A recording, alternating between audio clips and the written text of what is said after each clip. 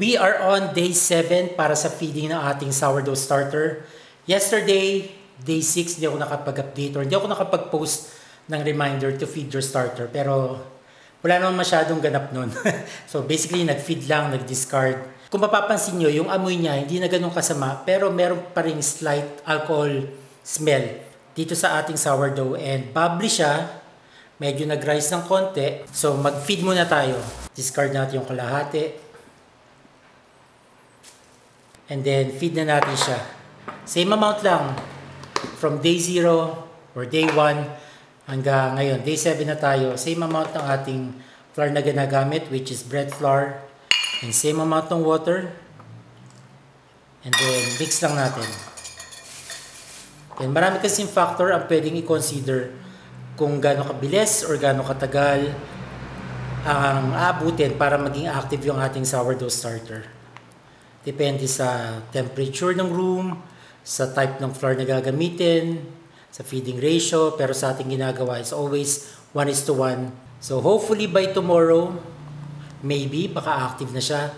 But like I said, minsan may mabilis, minsan may babagal, but it will take 7 to 14 days for the starter to be active. Pero ako nga, inabot ako ng ilan ba ako? Inabot ako ng 17 days. So gagawin natin, baka kasi maging active na siya bukas.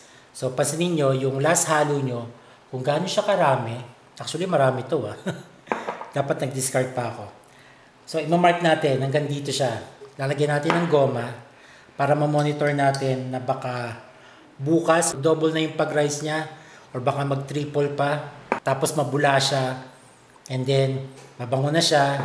Yung wala ng alcohol, scent talaga. Active na siya, guys.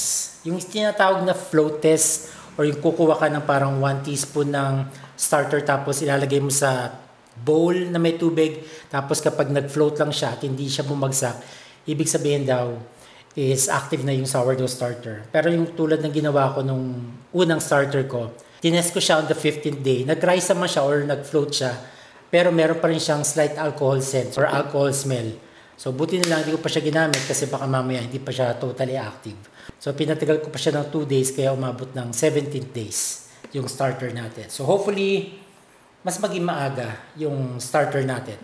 Kasi every feeding natin sinusukat. Unlike yung ginawa ko, tansyahan lang. Alright, so yun lang ang ating update para sa feeding ng ating sourdough starter on the 7th day. Monitor natin, baka bukas mag-rise siya. Basta bubbly, dapat may mga bula-bula dyan sa ilalim. And then mag-rise, tapos mabango na siya. Active na siya. Pag hindi pa, be patient. Like I said, baka umabot pa ng 14 days. Alright? Yun ang ating video update tayo bukas. Bye-bye.